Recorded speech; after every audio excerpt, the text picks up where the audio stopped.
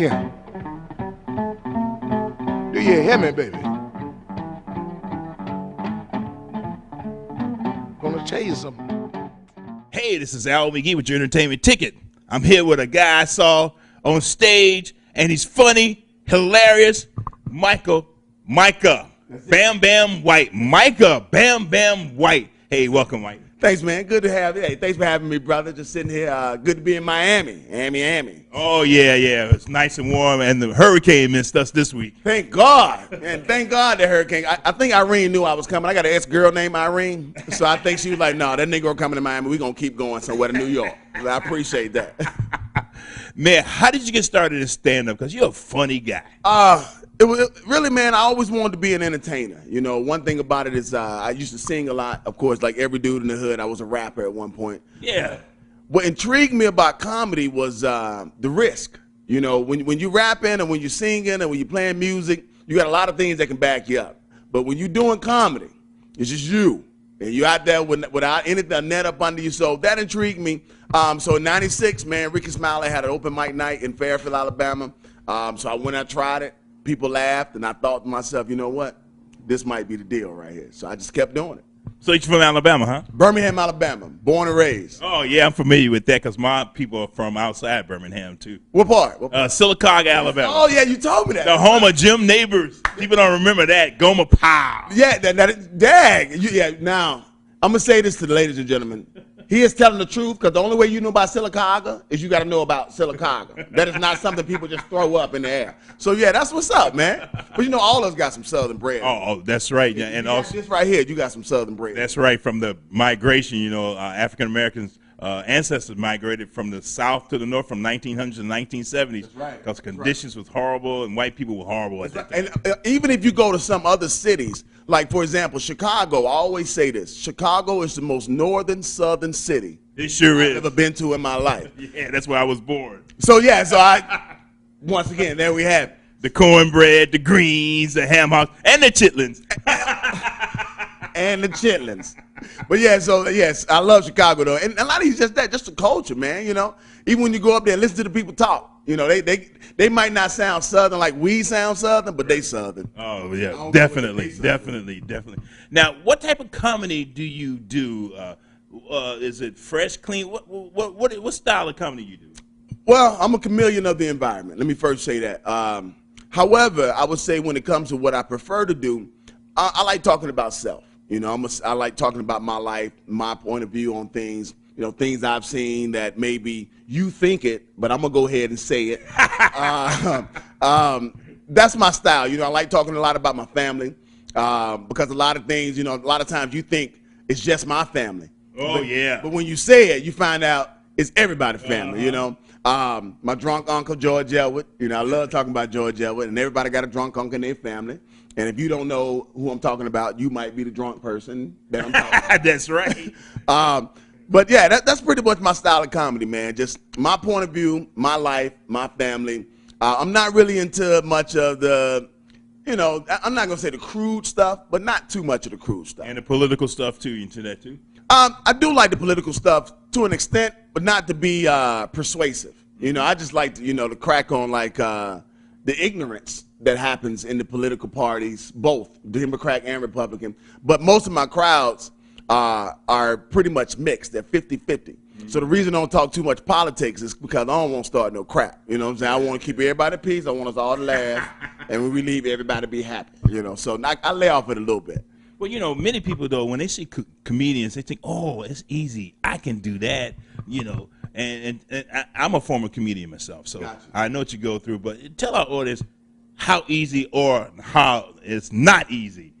I'll say this. Comedy is, there are a lot more elements to it than you would think that there is. It is a true art. You know, when comedians, when we talk loud, we're talking loud for a reason. When we talk soft for a reason. When we speed up for a reason. When we pause for a reason. And those things, you could be in the backyard cracking with your buddy and everybody in the backyard laughing, but that's different from going on stage and trying to perform in front of 1,500, 3,000 people you ain't never seen in your life. You know, you don't know those people. So you got to have this art down that allows you to get what's inside of you out to where they can translate to them to make them laugh. So it is pretty difficult. It's not as easy as what you think it is, which is, once again, why I wanted to do it, because I thought it was the most difficult art. So, no, it's not.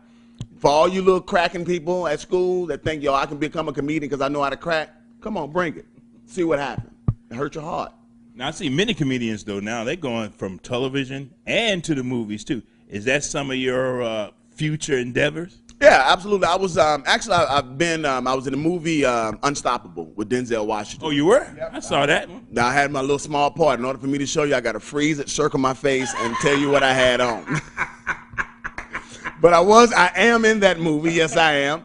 I was also in the television show Army Wives, which comes on Lifetime Network. Right. I had a little spoof in there. But that is what I want to eventually get into. Some comics do it a different way. Like Kevin Hart, he blew up in the movies first. He started doing a lot of movies and things first. Now he's tearing the comedy scene he's on fire right now. Versus you get some people that blow up in comedy first. For example, like Eddie Murphy. Eddie Murphy was this phenomenal comedian first, and after that, the movies. Oh, yeah. And I think that's probably going to be my way that it happens. Gary Owen, he was doing comedy for a long time, but he started getting in these movies. And now the comedy is starting to translate over, and the people are coming out because they're seeing him in Tyler Perry House of Pain. They've seen him in College. They've seen him in Little Man. They'll see him in the new movie with the Steve Harvey book that they're doing with Kevin Hart. So I think my avenue is going to be comedy first, then this movie stuff's going to start kicking off. Wow. And I feel it. Wow, I hope you have much success with that. Now, also in comedy, you want to express the truth in comedy, too. Now, is that hard to do, try to tell the people the truth? It's not hard. Well, first of all, if you're an American, it's hard to tell the truth anyway. Because, we just prone to lie because that's the only way we can get what we want. But as far as it's not really hard to tell the truth. I think the hardest part is to be able to tell the truth and bring the funny. Yeah. It's being able to do those two things at the same time. I would say probably 85% of all of my jokes, there's a kernel truth to it. But sometimes you have to add that 15% of ignorance, of ignorance to get that extra to bring that life to the joke. Like when I talk about, I'll tell you a quick story, true story. When I was a kid, 3 years old, Uncle George brought a little kitten home, and my grandmama let me name the kitten. Now, you don't let a 3-year-old name nothing. So I named the cat Ding-a-ling. Now, you would have thought that my grandmother would be like, no, we can't keep the name. But we kept the name Ding-a-ling. Never had a problem until I was in the second grade. And right before I got ready to go to school one day, I found out that was the day Ding-a-ling, my uncle brought Ding-a-ling home. So I decided to call the radio station to wish Ding-a-ling a happy birthday. So I called the radio station. They answered the phone, 107.7. They said, how would you like to wish happy birthday to? I said, my name is Michael White. I'm in the second grade at Price Elementary, and I want to wish my Ding-a-ling a happy birthday. And the guy was like, you want to do what? I said, I want to wish my Ding-a-ling a happy birthday. And he was like, is it your birthday? I said, no. He said, well, how is it your Ding-a-ling's birthday? I said, well, when I was 3 years old, my uncle brought my Ding-a-ling home. Now, I know what I'm talking about, but he don't know what I'm talking about. So I go to school. What I didn't know was my teacher was listening to the morning show. She don't even let me go to class. She sent me straight to the office. I go in the office. Principal like, Michael, what did you say on the radio station this morning? I said, all I said was, I want to wish my Ding-a-ling happy birthday. That's all I said. He said, I'm calling your grandmama. He called my grandmama. My grandma picked up the phone. He said, ma'am, are you aware that Micah is on the radio station and is also been at the school talking about his Ding-a-ling? My grandmama said, oh, don't worry about it. His Ding-a-ling is my cat. I messed everything up. Man, I got home, it was white Cavaliers with government tags in front of my house. They about to take me from my grandma because of my Ding-a-ling. That is a true story. But you know what's funny? When I walked in the house, guess what the social worker was doing? Playing with my Ding-a-ling. That's a good one, man. But that's a true story, So sometimes you can just tell them exactly how they are, and it just come to life. But sometimes you got to add a little, bells and whistles just to bring a little entertainment to it. But so I would say it is hard, but after you do it for a while, it becomes second nature to you. You know how to do it. Yeah, it sure is, man. Well, Michael, Bam-Bamm, not women, the Bam-Bamm, where'd you get that from? See, man, these people going to think I'm a good person till I say that. I was in middle school, man. I got into a fight, man, one day before school started, and 3 guys tried to jump on me, and I got a stick. And when the principal came in the office, she came in the office and said, I need to see Tonio, Courtney, Carrie, and I need to see Mr. Bam-Bamm. And when I walked back to class, the teacher was like, Mr. Bam-Bamm. So from that point, 7th grade on, then you got it, Bam-Bamm. Now, for the ladies, if you thought it was something else, forget what I just said. What you thought is what it is. Bam-Bamm, thanks a lot, Thanks a man. lot, brother. Appreciate it, man. Yeah, from my home state, my father's home state, homie, Chicago. He also in Chicago. Yeah. I am so happy to have Bam-Bamm here on Your Entertainment Ticket. Keep watching us every day and the day after, baby. Peace. Out. Hey, hey. Look at here. Do you hear me, baby? Gonna tell you something.